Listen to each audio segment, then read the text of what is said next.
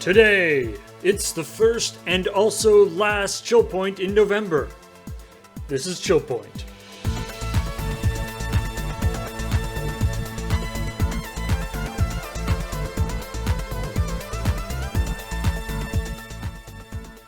Oh, hey everybody. Hi, I'm here too. The November ChillPoint.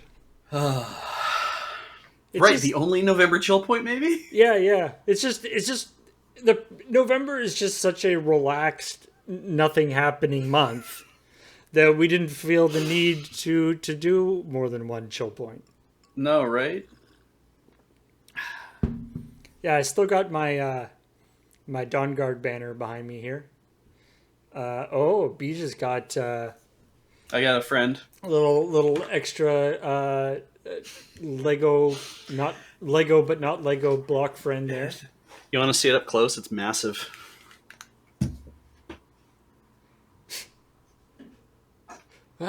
We do so many streams from the office that I got momentarily confused that Beej could go back and pick up things off the shelf behind him.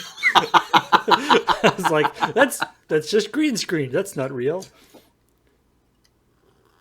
Right. These are the ones closest to the camera. Evie. I gotta say, it's not Lego, but he's very, very articulated. Oh yeah, like this. There's Like it's not just like a statue. It's the ears move, and they're on ball joints, so they can move in mostly any direction and twist a little bit back and forth. Not a lot, because it's ball joints. It's like your arms are on ball joints. You can't twist your arm like in every direction, clearly. But the front legs and the rear legs are also sockets and balls, and so they fit flush. So they can't like twist in and out, so they can rotate forward and backwards, and the paws can rotate because they're on this. The most clever thing is how do you get the paws to be on ball joints, but they don't do this stuff, right? Where they're all kind of like that kind of thing. You put two ball joints on a single brick, and you have two cups that interact, which means it can't go from side to side because it can't bend. All it can do is go back and forth because it can only move on the two balls. Couldn't you just have a hinge then? Yeah. But ultimately, all you're doing is finishing two halves of a hinge, and you're just doing it by snapping two balls into two cups, and it's like that's not bad. So, and the tail also is articulated a bit. It can rotate up and down, but it can't move from side to side very much. The head can turn, but not what it can kind of tip forward. And it can't turn a lot, so it's like still, it's big, 802 pieces. And if you want to see at least a portion of the process of building that EV in an extremely inefficient way, then I'm sure there's a playlist or something on the Desert Bus YouTube channel. Yeah, VST went nuts with playlists this year. Like they were really trying to combine stuff together to make. I think Heather told me there was a kindness war playlist as well. So if you want to see her and Jacob talking about their ongoing kindness war during Desert Bus, you can just watch a playlist of it. So it's Mega Constructs, which gets me right here because I was a big Constructs guy back in the day. So it's nice to see that the even though it's all Lego-y pieces these days, it's all pips and shit. It's nice to see that the brand is still out there doing some work. I do love that when you were doing Lego, they had a mod command, like a command in the chat that was just people being like, "It's just Lego, just relax. If you can't handle watching people put together Lego, then you can leave. That's fine." Yeah, we have a timer on the screen for a reason. Just make a timer on your own phone and be like, "I'm going to come back in 20 minutes and see what else happens." So. But just the idea that people building Lego building Lego improperly was so sort of stressful for people. Anyway, that's not what we're talking about today. No. Because this is ChillPoint, And ChillPoint is the show where we talk about some of the stories that we talked about on CheckPoint, the video game news show on YouTube. And we also talk about stories that didn't make it into the episode of CheckPoint, and generally chat about video game news and the industry and all that kind of stuff. So, this week, obviously, as we said in the intro, we've been away for 3 weeks because of the aforementioned Lego building, as well as other things. And that means that we, obviously we missed some news. But the way video game news tends to work is that, like, it's very time sensitive. So it didn't. We didn't really go back to start like news stories that happened during the 3 weeks or the week 2 weeks, I guess, that we weren't doing CheckPoint, because most of it is probably not that important anymore. Anything that is important, there are continuing news stories. Yeah. Like, for example, the console launches. Which, I mean, big news of the year, right? Yeah, that's just a continuing, it's like the falling down the escalator kind of continual process. That, I mean, I get the supply chain stuff, that they can't have as many consoles as people want right out the gate, because then they'll, they build up they can't deal with the absolute maximum amount of possible demand all the time. Yeah, it's kind of it's too hard to be able to say we think we're going to sell 5 million, because I mean, what if you don't, right? What if it's like you'll eventually sell 5 million, but that means you have to keep 4 million on the books because only 1 million sold? Right. You can't, and you can't ramp up your production capabilities to be producing 1 million a month for 5 months and then turn it off. Like, it just doesn't work that way. So, but of course, things could be better in terms of the actual ordering process. Sony in particular had some just in terms of like messaging, like when things would be actually available for you to pre-order, and then whether you were a good enough person to pre-order. Yeah, that whole thing, like that was like a whole thing, right? That we did a story about, that Sony was like, "Oh, you're gonna get priority pre-ordering direct from Sony if you're good enough," which was super sketchy to begin with. Yeah. But then it didn't really happen because Sony couldn't control their retailers, and like Best Buy and Walmart hit the streets with pre-orders before Sony's like super premium before pre-order thing. So it kind of ended up being a moot point. Yeah. Yeah, it's I mean, the thing is, it's out now. Everyone gets, like, it's like, not everyone gets a chance to get one, but it's like, it's out now. The new Xbox is out now. These are like, we have seen all these things happen. It is, and I think Graham's story is kind of like that like, let's check in with how you should temper your expectations. and it kind of is like, everyone needed to have that moment of, this is what this story is about, really. Right, it's learning to understand that we can't have everything right now, but it's gonna be okay. Having a PS5 on launch day is not an essential service, and you will probably get one within like 2 or 3 months, and it'll be fine. And as Grim said, there isn't that much to play on it right now. Mm-hmm. Like when the Wii came out, right? It was, from everything I've heard, the best thing to play on PlayStation 5 right now is PlayStation 4 games that look really nice on PlayStation 5 and like run at high frame rates and stuff, which is not like killer app territory. Yeah. But if you want to think of like when the Wii came out and everyone lost their mind about the Wii, it's like So what did you get? Well, Wii Sports was out, Mm. and the Legend of Zelda, like Twilight Princess, was out. It's, I mean, What else was out? Like, Nintendo has that edge, right? Is that they can Yeah. always release their consoles with, with 2 or 3 games. with 2 or 3 really, really high quality first party games that nobody else can get. Yeah. And that's, and there's, I remember, we did a story about it when the Switch was released, that Legend of Zelda, Breath of the Wild. Breath of the Wild sold more copies than Switches. Yeah. There were more copies of that game sold than, like, Switches were sold out everywhere, and that game was still selling. People couldn't play it, but they just wanted to have the game for when they would be able to play it. Right. Which is a kind of a different scenario than the, like, I have the console, but I have no games to play on it. I mean, I did that with DVDs. When DVDs were like a new thing, I didn't have a DVD player yet, but I did buy like 2 or 3 DVDs to have, so that when I finally did have a DVD player, I'd be able to watch them. I don't remember if I even watched them or not. That's weird.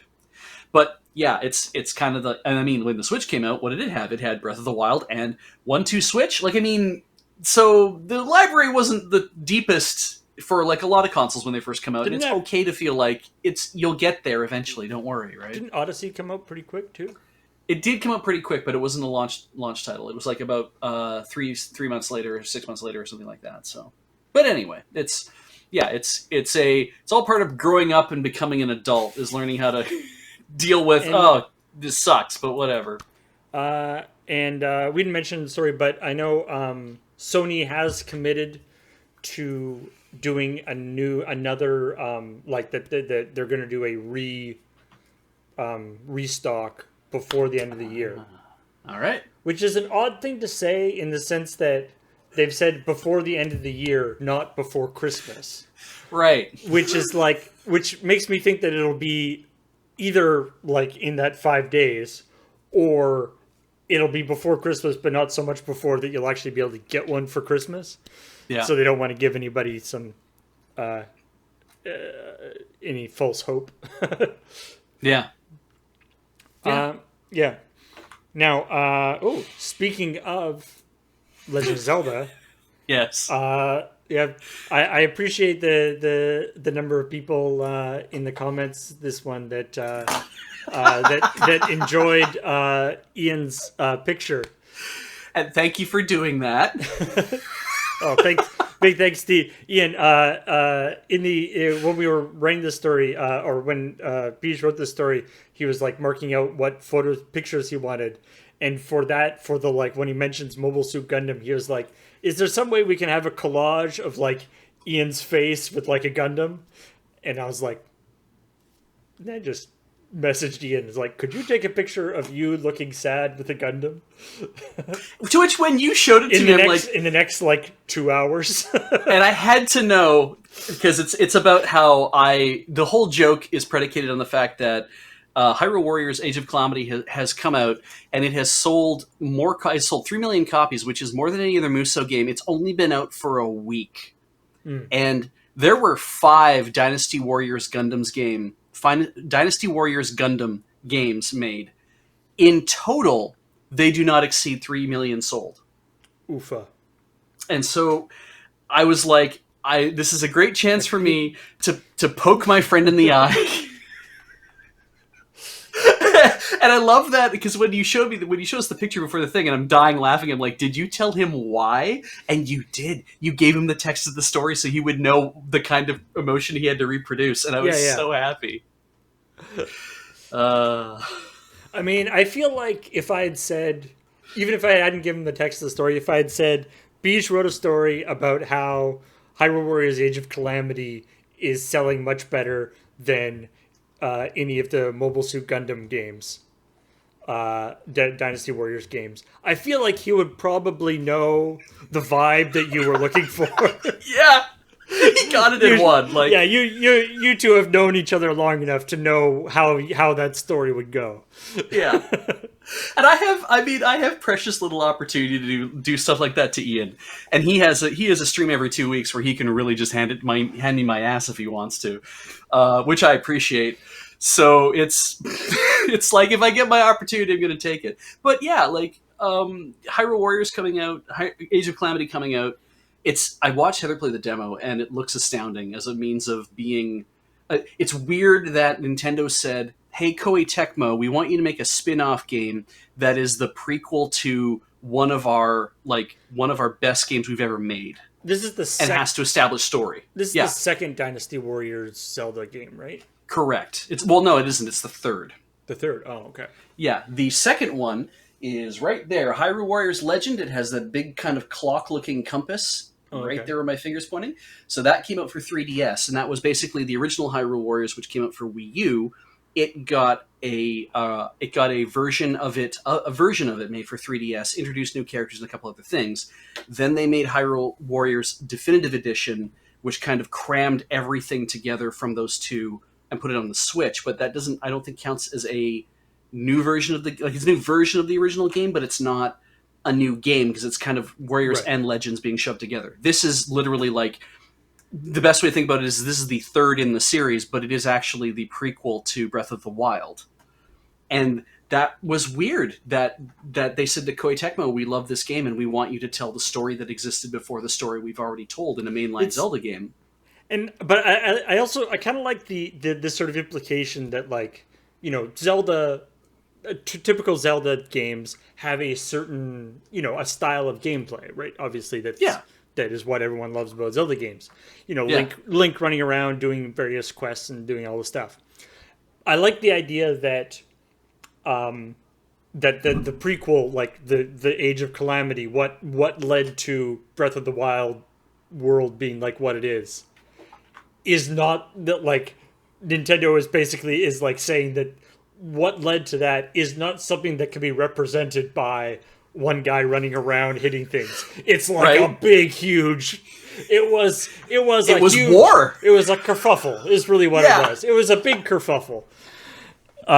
It's like we need the idea of, like, it's like what led up to this is a completely different type of game.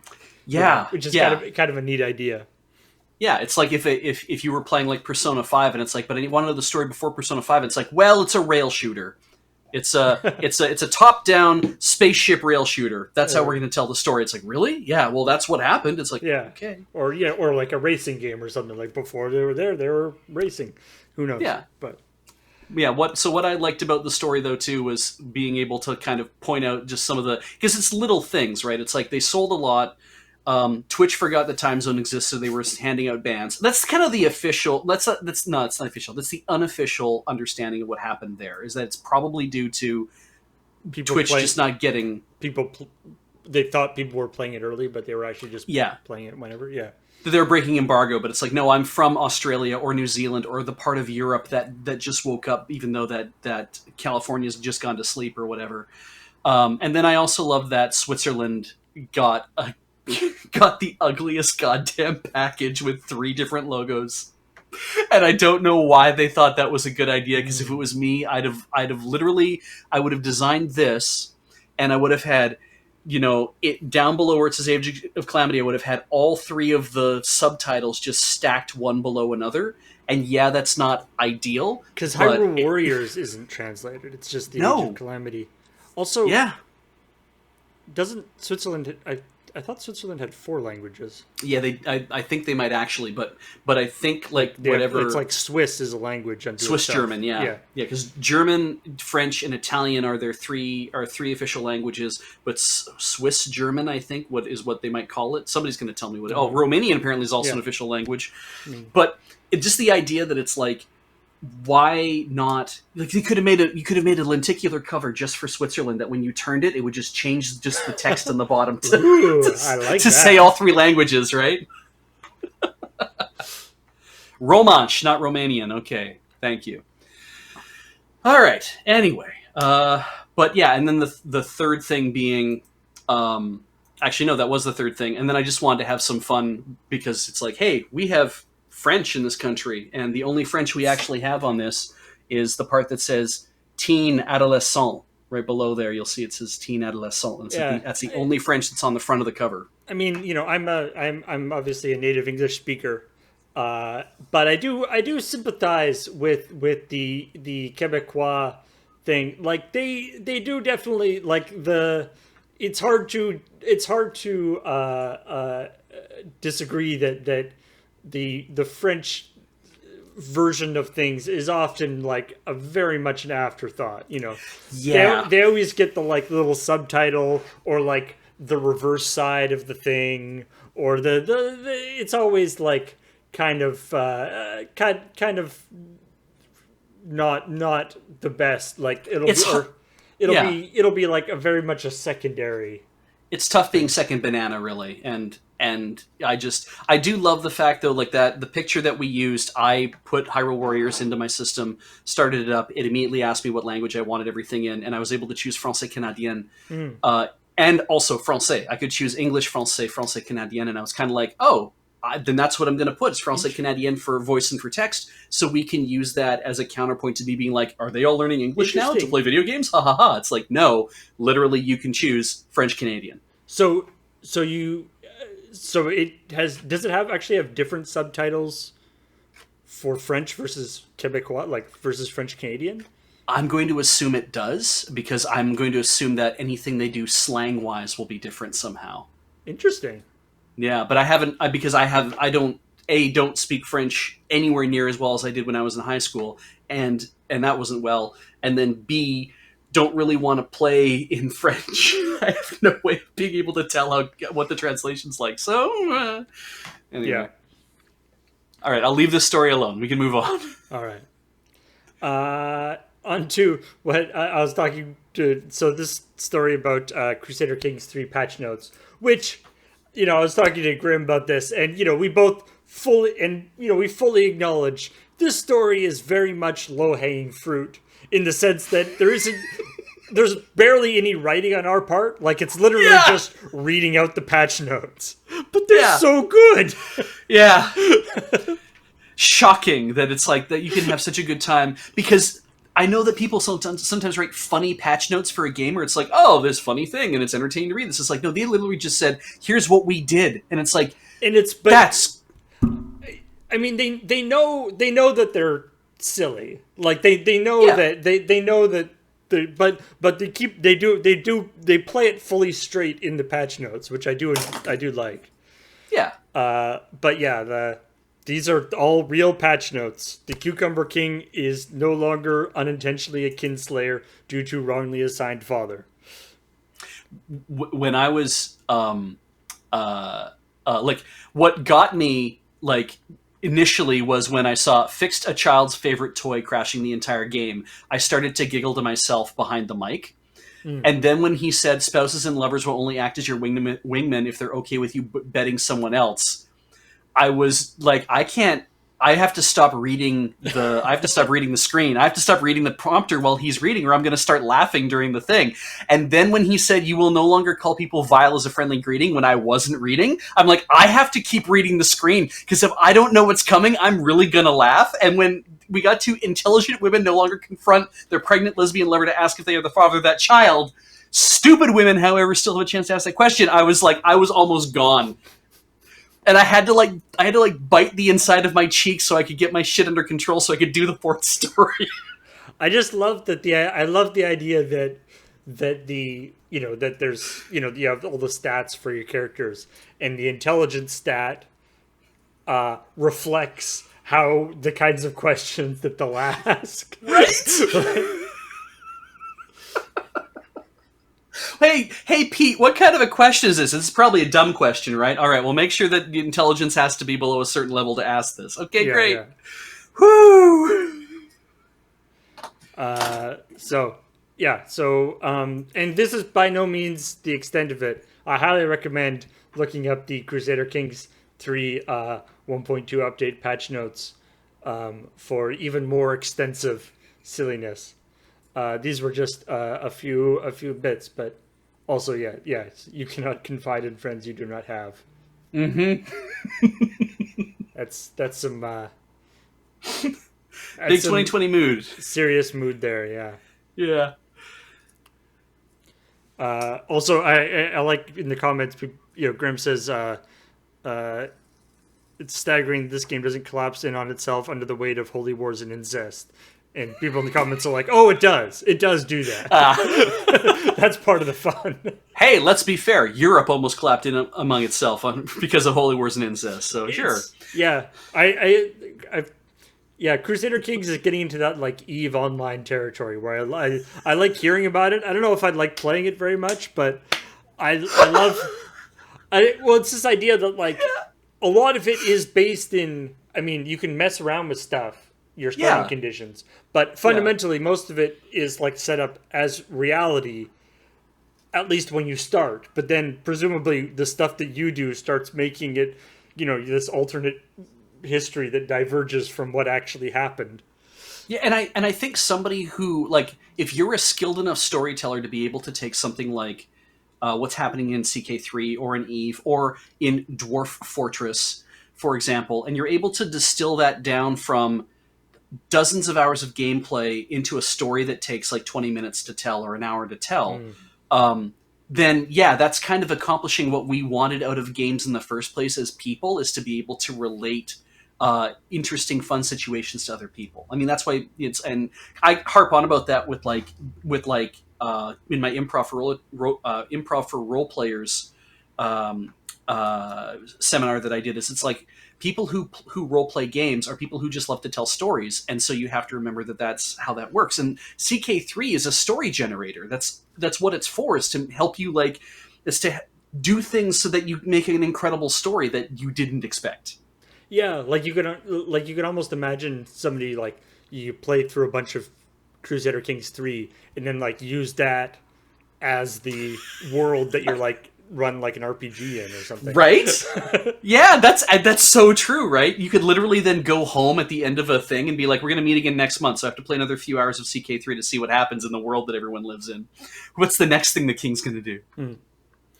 And of course, yeah, Dwarf Fortress is in there as well, although it's an even more chaotic, ridiculous thing. Yeah, yeah, yeah. Some stories. So, every once in a while, you read these wonderful stories about weird aspects or bugs in Dwarf Fortress that result in ridiculously amazing situations. Again, not something I really want to play myself, but I enjoy the spirit of it. Yeah. Uh, and speaking of things that I enjoy the spirit of, working from home. Yeah. Square Enix is apparently going to be going heavy, or I guess continuing to make working from home and sort of codifying it as like not just because of the pandemic, but actually Yeah. for real, we're just going to have work from home because Creating seems to be working fine. creating a permanent commitment to allowing that kind of thing. And I imagine that's like anything else where people are like, well, we know we have to do this for a certain amount of time. And since they probably noticed, it's like, okay, well, work has been slow, but that's pandemic. Things are weighing on people. But what if we allowed people to be able to do this? What if we allowed, we're still getting work done and people are checking in milestones. Maybe this is actually a good way to work people from home, and that can be seen as a benefit. And I mean, working from home is not always what it's cracked up to be, obviously. And anybody can tell you that, and working with a remote team can be even harder, obviously. So you have that trouble, but if the company is committed to helping you do it and helping you be a part of it, that's awesome that they're willing to see that happen. And I just really I was going to go so hard weeb on this, Paul. Like, I was going to be like, talking about having to like make yourself a bento and commuting to work on the Yamanote, like all sorts of crazy shit. I was going to go look up where Square Enix's offices were in Japan so I could figure out the exact route you'd have to take on the train to get there, and like from like a place you might live, that kind of thing. And just being like, really get into the Japanese flavor of it, and I was like, that's just for me, and that doesn't really help the story. It's just more fun to concentrate on the things I like, which is using my own space age toilet and also not knowing anything about Square Enix games. I So I appreciate that you condensed the entire Japanese experience part into fancy owning a toilet. washlet, yeah. I mean, I own a washlet, so I that's kind of my, it's part of my brand now. I'm the guy who shoots water up his ass. Whatever you got to do. Got to make that fucking highlight reel somehow, Paul. I don't know these days. Jesus. Hey, what's next? And then there was a little bit of it wasn't really intended as like a rapid fire news segment, but that's kind of what it turned into with the bottom of the barrel, bottom of the bucket stuff here. We got some people have. I guess this was because like we did a story a few months ago about the like Charizard that got a ton of money. Yeah. And I think that was sort of something that kind of spurred on this thing of people are basically doing Pokemon unboxings. And there was that one group of guys who like did that and then discovered that they'd been scammed. Yeah, there was people there was like a conglomerate of YouTubers that were gonna get a bunch of stuff and they got scammed on it. And people open thing. There's a story in the thing about a guy who like he gets the box and because of how it was packed or whatever, a bunch of the packs are like already kind of mangled. Oh, okay. That's too bad. And so he's like opening them and there's like some valuable stuff in there, but it's like already already not mint. So it's kind of, kind of disappointing. But of course, I mean, you talk about Magic unboxing, but that's literally unboxing Magic cards has definitely been, I mean, cracker packs obviously are a thing, but even just straight up opening whole boxes is a very popular YouTube thing. Yeah. It has that tension and the kind of idea of like, wow, you just opened something that's worth like a whole bunch of money and nobody, like it had occurred to me at one point, I'm like, when we were at Car Kingdom one time, I saw like just a pack of beta sitting on the shelves. And I was like, I guess if I wanted to really just piss everyone off, I could drop, like, I'd be like, I know I have some savings. Wouldn't it be funny if I spent $1,000 on that pack of beta and then just opened it for everybody? A guy who doesn't care, and it's like, I have some savings, kid, and I'm like, no, because $1,000 is part of my rent. That's how much? How much is the lulz worth? Right, exactly. It's like, what if I opened it and found like a Lotus in there that, hey, congratulations, but it's like, but that's why these things are worth the money they are. You could just open trash or you could open amazing stuff. Who knows? Yeah, I mean old Magic sets in particular are the kind of thing where it's almost a guarantee that the sealed pack is worth more than whatever cards are inside it, because there's not that many cards that are worth enough to make, but there's a couple of cards that are worth ridiculously huge amounts, but most of the cards are not worth enough to make it worthwhile. So the sealed pack is actually worth a lot more than the opened pack. Also, the collation in early Magic packs is really bad to the extent that like you'll get like 5 lands in a pack or something. I've heard about that. Yeah. It's like, wouldn't that suck? Yeah. Or famously Arabian Nights had a mountain on the rare sheet. So there's a chance that your rare was a mountain. Your rare in the pack would be a mountain. It is the most valuable mountain in Magic. Still not that good though. No. All right. And then speaking of money for video games and stuff, Super Mario 3 cartridge, again mint condition, $156,000. Mostly for the box, it seems like. Yep. Yeah, predominantly for the box, because apparently a version of this, the more widely released version of this, sold for $21,000 at a different auction. So why did this sell for $156,000? It's because the word brothers was on a different part of the box. That's Yeah. all. Bros was on the left-hand side of the box in this release, and it's terrible where it doesn't belong there. It's obscuring part of Mario's hand. Yeah, it was clearly misaligned or something, Yeah. or just they messed That's up the. yeah, they designed it and they're like, I guess this is what it's supposed to look like, and they went to press, and then when the people looked at the boxes, like, well, shit. Okay, well, let's move that for the second pressing, and then we can like. So it's like you're literally getting a box that has a word printed in a spot that they didn't like, and they didn't throw out all those boxes. They're just like, we already printed them. I guess we have to get them out there. So I mean, And there you go. this is an interesting thing where it is absolutely nothing to do with the game. Yeah, Because there's no question. Like, it's not like this is like an early release of the game that might be different from the regular version. This is definitely just the normal version of the game. It's just the box is printed differently. Yeah. And it's also like a super mint condition one. Like, it's, super Yeah. premium in that way. But yeah. it's not perfect. It's not 10 out of 10. It was 9.2 out of 10. So it's kind of like, wow, okay. Even then, a lot of money. So still, yeah. I really wanted to make that. It took me a long time to really get the proving that not playing a video game pays way better than actually playing a video game. Yeah, I yeah. guess you were right, Mom. I wanted to have that kind of attitude. And it's like, how do you write that? But I think I got there. Yeah, I think I captured it. Yeah. Yeah, I like that. Sort of the flip side of the, haha, you said I was wasting time playing video games. Mm-hmm. All right, so let's talk about some of the stories we didn't do on the checkpoint. Starting with this thing about football managers, football in the sense of soccer in this case, Yes. which is Football Manager. Blech. I apologize for that noise. I almost knocked over my microphone. I figured that's what that was. So there's this big thing that I think we've talked about on occasions where they try to make the players in virtual football games and virtual sports games.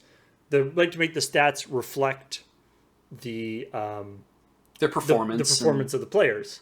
Yeah. And that's caused some, funny things like there's we did a story a while ago about like Steph Curry. Literally, they couldn't make him good enough at doing 3-pointers. Like, by making him 100%, like, by putting his 3-pointer stat as high as it would go, is the guy in the game was still not as good as Steph Curry actually is at 3-pointers. They had to make like a special thing for it. Yeah. But anyway, so there's this interesting story about basically agents are pressuring, in this case, the Football Manager, which is a game which is you're not even playing the football, you're managing. It's a management simulation, but they've been getting pressure from agents of football players that their player should be moved up in the rankings. Yeah, and it's not just complaints; it's bribes. Yeah, they're trying to bribe them. Because I guess there's the thing where it's like if you're playing Football Manager and there's like you put whoever on your team and he does well in Football Manager, you're sort of inclined to like him in real life too. Yeah, they're like because everyone talks about them more. They all want to. Like, they all want to draft screwed me into their over team. in FIFA. I hate you. Yeah. What I like about this story is it's there's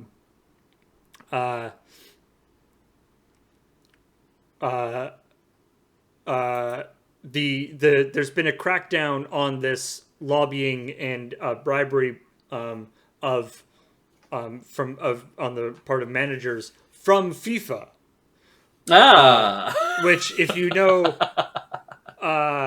any of the history and stuff, to get called out for shenanigans from FIFA, you got to be doing pretty bad. Like, yeah, the FIFA organization is not a paragon of virtue in this regard.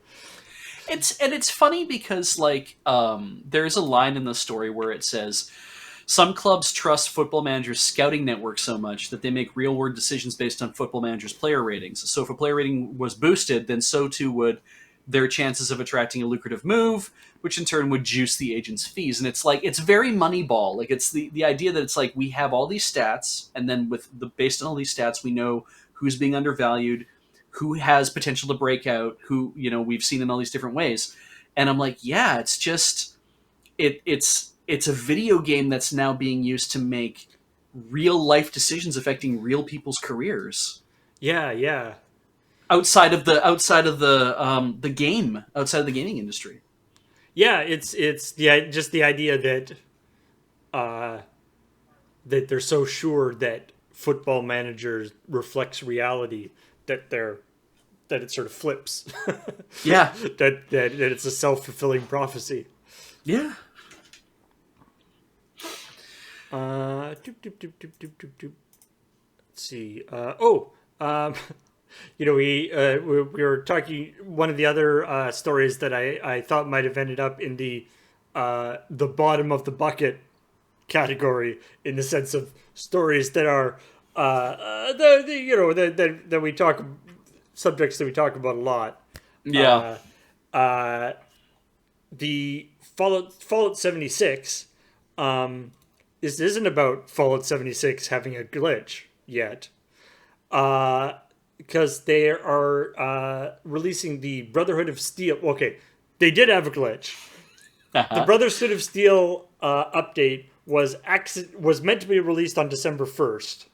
It was actually released early by mistake for Xbox.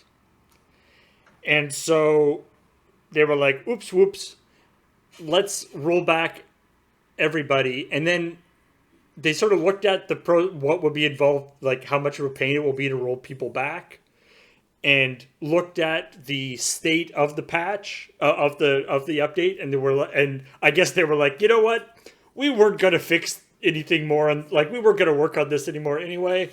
Let's just release it. So they instead of rolling back the Xbox One, they just released it for everybody, which. There's been a bunch of stories about the people delaying thing. WoW patch got delayed, and all these other things got delayed. So it's somebody releasing it a week earlier than they intended. Especially Fallout. Bethesda. Yeah, Bethesda and Fallout. Not, they historically has had some issues with, shall we say, quality control bugs and so forth. I don't know. I think it was, Beej was saying that it's like, maybe they were just like, you know what, we're not going to work on this anymore. Yeah. It kind of blew my mind. Let's be honest. Are we going to fix any of these bugs? No, we aren't. We could get mad that this happened, but really, we weren't going to QA this shit. Are you kidding me? Yeah. And I mean, maybe that's not the case. Like, it obviously the real thing is, like, we had to have it ready. It had to go in. It had to get approved, and we have to do that for everything else. And so we're kind of all going through the motions of doing that. We've allotted a certain amount of time to do it, so we want to just get it all organized so that on the right day it can all be released to everybody at the same time, so it's fair. And then they're like, "Oh crap, Leroy Jenkins!" Right? That's basically what happened, right? Somebody was just like, "Release it." They're like, damn it, Leroy. Okay, I guess we go now.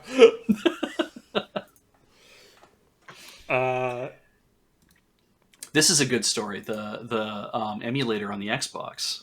Yeah. So this is an interesting. So, as with the various other stores, the Apple Store and the Microsoft Store or Microsoft Store and the Sony Store and all these stores that are kind of walled garden type things, there's a process you have to go through to get approved, to get your game approved. And generally, stuff like emulators are persona non grata because of their potential for Piracy and abuse. Piracy and abuse stuff. Even though there's various arguments about that they can be used for other things. fundamentally, they usually have a problem with them. So this guy has found a loophole for putting RetroArch, which is it's like a emulation core that you can like load different. I think actually the Cloud Bus that we were using during Desert Bus was based on that.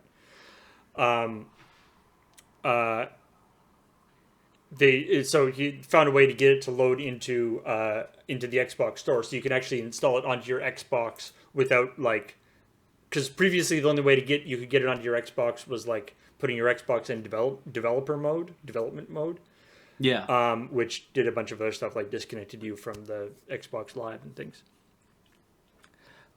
So basically, what this is, it's you have to like. They had it feels a little bit like test flight on the Apple. Yeah, they had system. a thing like on the Discord where basically like you send you send an email and they approve that email and add you to a list and doing it. And it lets you install RetroArch as a private app, which is something that doesn't need to be evaluated by Microsoft. Right. Yeah. So it sounds like kind of a test flight thing. It also sounds like something that Microsoft probably doesn't want.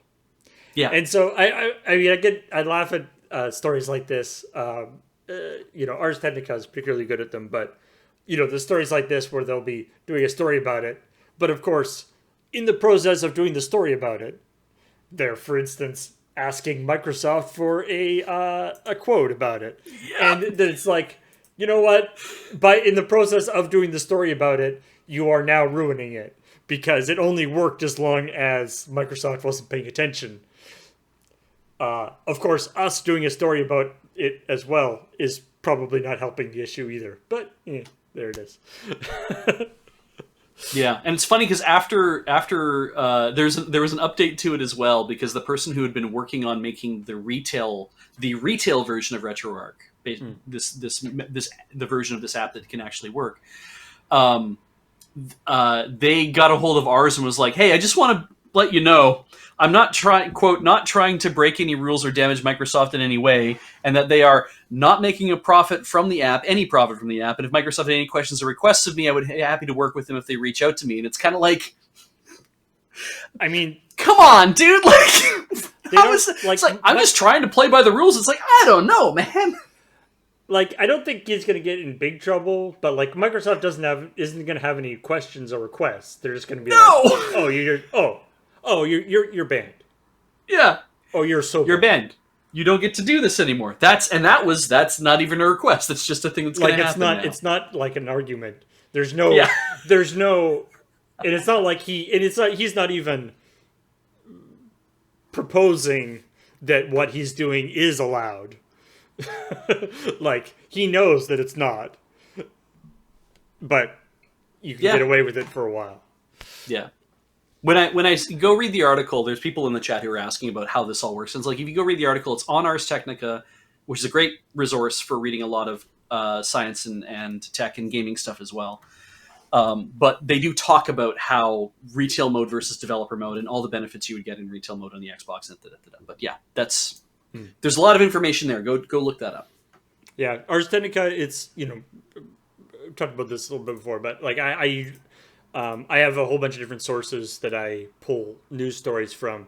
But the major ones are like, Polygon, Kotaku, Gamasutra, and Ars Technica and stuff. And I like, you get like, if there's even like something that's like a reasonably large story, you'll get like, usually like the Kotaku take first, then the Polygon take shortly thereafter. And then often like the next day will be the Ars Technica take on it, because they actually like do research and like write up an article as opposed to just like reprinting the press release. Yeah. Like and so depending on like if you want analysis versus just the straight news. But it's nice to have. What I love about ours is it's nice to have a place to go to be like, I want to read something that has but even if it is just more of like, we're going to talk about some stuff, it's like, we can't go into it too deep. It's still like, there's still this very heavy journalism kind of impetus there, I feel like, as opposed to a lot of places which are really just aggregation blogs where it's like, we saw a thing that happened and this was very funny. It's like, that's great. please, if you do my job for me too much, then I can't do my job. Please don't make jokes that I'm about to make because I'm trying to do my job. Oh well. Now I'm not obviously I don't really play Pokemon, but Me neither. something that has apparently been quite controversial with Sword and Shield is that they changed the match timer for competitive versus matches. It used to be an hour, and they changed it to 20 minutes, which is a pretty big change. Yeah. And in order to, I guess, try to make the games more exciting and dynamic or whatever.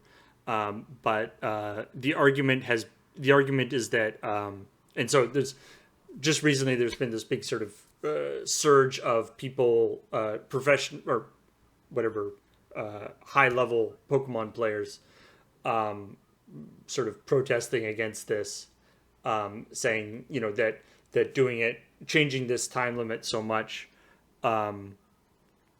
totally changes the game a lot. Not only makes it obviously faster, but it makes it so that, for one thing, that games are often not complete. Like you don't actually take out all the other person's Pokemon because you run out of time, and then you just kind of It marks whether you win or lose based on how the game ended when the timer is up, as opposed to saying like, right. It's because yeah. And I think there's also an aspect where, this happens in like Magic Arena sometimes too, because there's a time limit on games there, but certain strategies and certain Pokemon are not even that viable anymore because they take longer to operate and stuff. Because I think, if I'm reading this article correct, the timer doesn't stop for animations. It does not, from what I can tell, yeah. Which is a real pain in the patootie. Yeah, because there's a lot of stuff like they're saying that Dynamaxing in the new Sword and Shield is animations eat up it's not like a 5 or 10 second thing. It can eat up a lot of time out of your 20 minutes that you have allocated. And it's like, at least stop the timer, right, for when that's happening. But no, that's not the case. So there's a story or a few years ago about somebody found a bug in Hearthstone. Or not a bug, but a combination of features in Hearthstone where basically you could get into this situation where, because the timer, you could run out of time during the timer still ran during an animation, but the game wouldn't actually end. Like, if you ran out of time, the game wouldn't end until the animation is done. People could set up this situation where basically there was there's this basically a cascade of things happening on screen that created hundreds of animations that would be going off one after another, so that the game wouldn't end properly. Great, yeah. And then does that mean that the person on the other side has to be like, I'm just going to concede and drop the game because I'm not going to sit here and wait 20 minutes for this to play out? Yeah, and then because it would also use up all the time in the game, right? So okay, yeah, that sucks too. Oh, that's fair. I've had when I used to play Puzzle Quest, they eventually implemented a loop timer because you could actually set up loops in the game, and the problem is once you demonstrate infinite loop, the computer is like, thanks, and it just runs with it because it's like, you've demonstrated infinite loop, so now I'm going to do it. And it's like, wait, hang on, what if you didn't? And it's like, no, I'm going to play this mother out to the bitter end, which is entropy, so we're not going to ever get there. And so I'm winning, and I haven't even attacked yet, but I'm like, the moment I swing, I'm going to win, and I'm never going to get to swing, so I have to concede the game because my opponent is a computer. It's not another player, and so I have to lose because I set up a loop. And eventually they implemented a loop timer to be like, we've noticed that your turn has been going on for a very long time. Would you like to break the loop? And you can say no if you want to generate a little more time, and then it'll ask you again after a little while, do you want to break the loop? So it does that every so often, so you have an opportunity to be like, I'm done. I've now maxed myself out, and I'm about to win. I mean, that's interesting. Like, that's actually a feature that people really want in Magic Arena. Because the problem, like I was saying, the problem is that certain types of decks don't work in Magic Arena because you have to do all the steps. Right. and you run out of time because you have to like just. Whereas in paper magic, you'd be like, I'm doing this, and then I'm going to do this. I have 100 million life. Yeah. How do you feel about that? Everyone agree with that, and people be like, yeah, okay, I get that. I get what you're doing. Yeah. Or else, no, play it out. Do it. I want to see it happen. Or concede the game. I'm giving you that choice as my opponent. That's the sort of the meme of the I have demonstrated a loop. You must concede. Anyway. Oh hey. There are new skins for coming out for Mortal Kombat 11. What a relief. Based on the 1995 movie, which by itself is pretty awesome. But Yeah. more importantly, they got the actors to come back and re-record the lines. And they didn't like record new lines. They like re-recorded all of Raiden's lines, like all the different things he says when he meets different things, have been recorded by Christopher Lambert. So you could have either like normal, boring Raiden, or you can have Raiden with like weird, untraceable French accent. So they didn't just lift the lines from a work print where they didn't have like, it's like, oh, okay, we have Christopher Lambert doing Raiden on screen, but we have none of the effects in yet, so we have a clean record. And it's like, no, we got him to come in. No, because because before every in Mortal Kombat, before every match, in the game, before every match, there's like this little like, a taunt line, 2 or 3 phrase exchange that people go through. It's like, oh, Sonya Blade, you're such a cool person, or whatever. Yeah, we should fight. Yeah. And so there's a lot of characters, and they like every possible combination of people has different interactions, in some cases several. So there's like actually a lot of dialogue. And yeah, you could, and it's Christopher, this is from 95. So he's 25 years older now. His voice is like super craggy, but it still has this like, it still has that like, it's a French accent, but it's like not quite, it's like it's pan-European. It's like, where is that accent from? See, Kathleen Taylor apparently has the same thing. People used to say this all the time. That Kathleen Taylor apparently has like this weird transatlantic pan-European accent that you could never quite nail down what it is, because it's not like Kelsey Grammer, who has the transatlantic accent, where when you hear him talk, it's like he was taught to talk a certain way that sounds like it's from somewhere fancy, but it's not. It's just literally the way they used to train actors to speak. So the fact, but Christopher Lambert is not that. It's something else. Now, and there also is Johnny Cage and Sonya Blade. I'm less excited about them than Christopher Lambert, I have to say. Sure, exactly. I don't actually know their actors. It's funny. I'd completely forgotten that Chris Lambert played Raiden, and I was trying to come up with a joke that'd be like, now they just have to work in Highlander 2, and I'm like, why am I thinking about Highlander 2? Oh, right.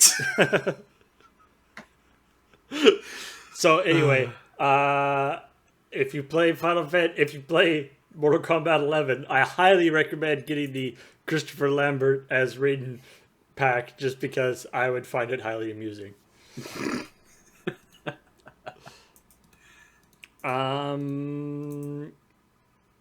People, you want to go to a rave in No Man's Sky?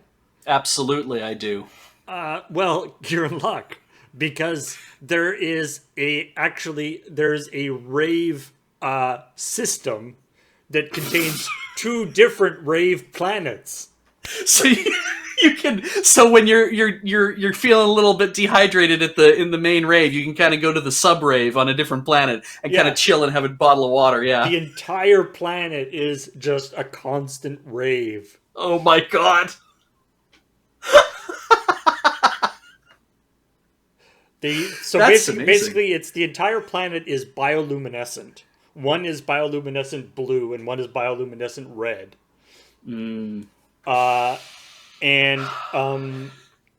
apparently, there's like people like basically that was just like they found these planets, right? So they searched high and low for bioluminescent planets, and they found these two, and then they landed, and there's been just like people are just like building all sorts of like lighting and electric displays and synthesize. Apparently, they recently added stuff to make it so you could like play music in the game. Nice. And so it sounds almost basically like a planet-wide Burning Man.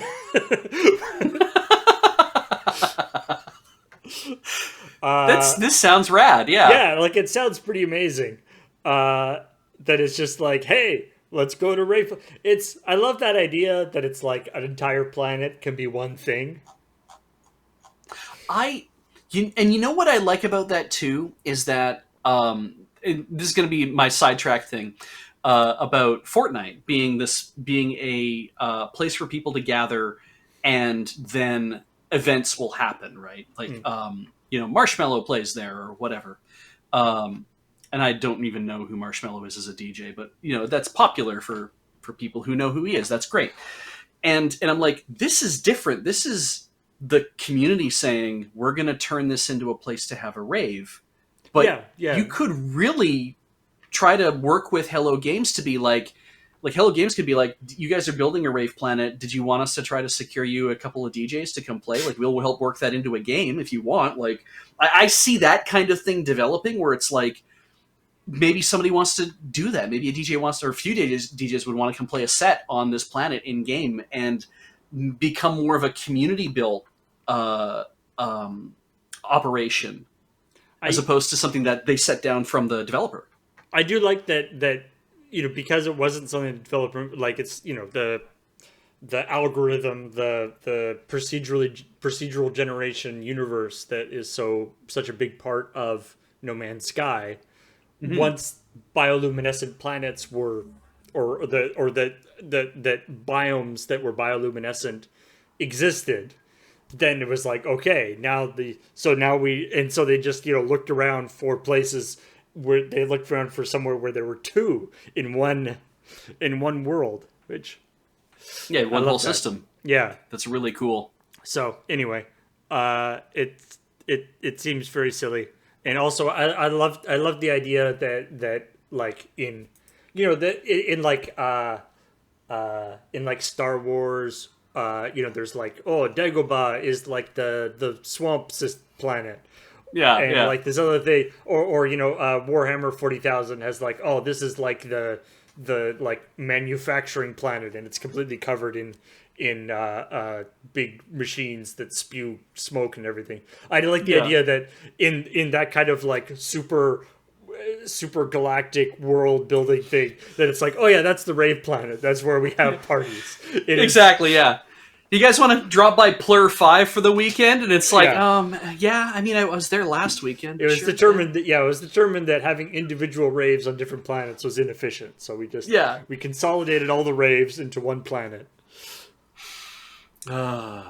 They discovered the rave biome, and now that's in the habitable zone. There's a great line from, I think it was like a College Humor sketch about like troopers, which is like their stuff about like the Star Wars stormtroopers being like Star cops. Wars yeah. But they there's a thing where one of the guys is like from Dagobah, and he's like, "You're from a swamp planet?" He's like, "It's not a swamp planet.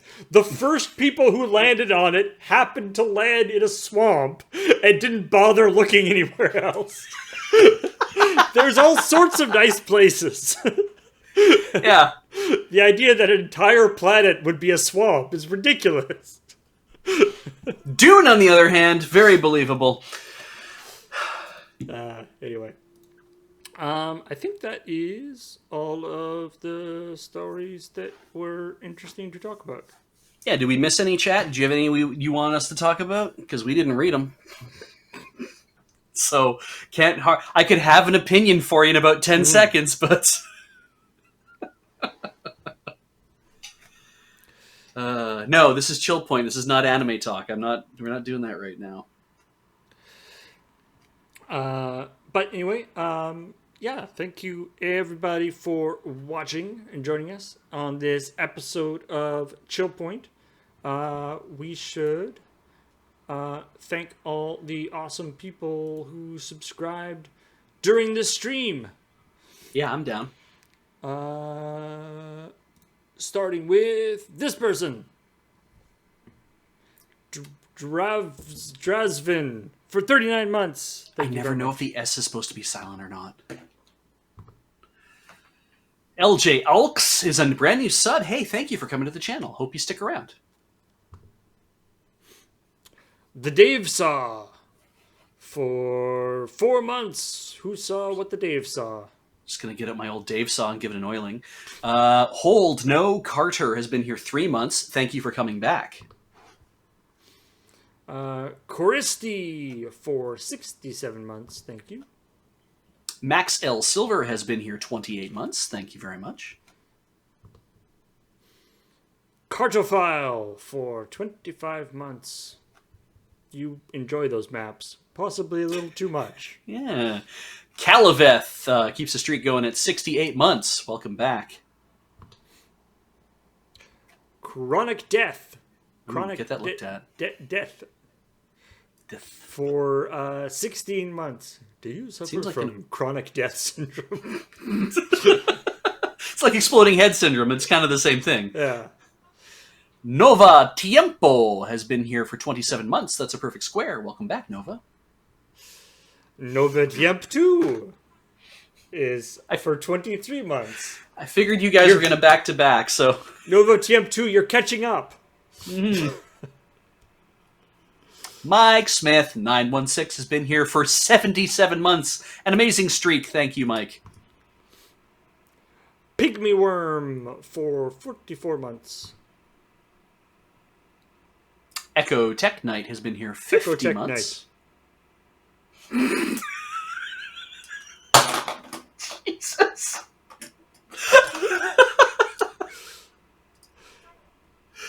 Count Zero War for 39 months.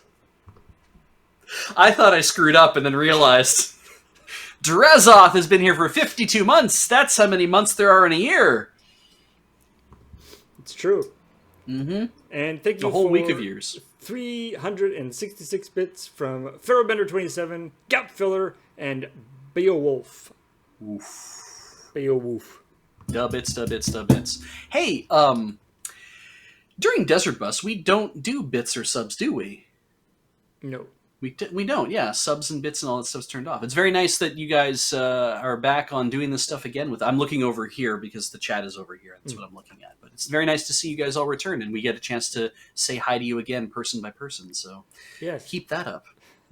What's going on? The first couple of streams after Desert Bus are always quite busy in terms of sub welcomes. Oh, I bet. Yeah. Like, no, I pieced out for a week on purpose because it was like, hey, guess what? I was sleeping at the wrong time of day for a week, so here we are. I don't even think I'm back to normal yet. Speaking of back to normal. Yeah. That's not going to happen tonight. Because tonight is going to be Friday Night Paper Fight, where we're going to be playing some more Commander Legends, which nice. If you saw the pre-release for Commander Legends, it's a super neat set. So did another sealed opening in the players. Ooh.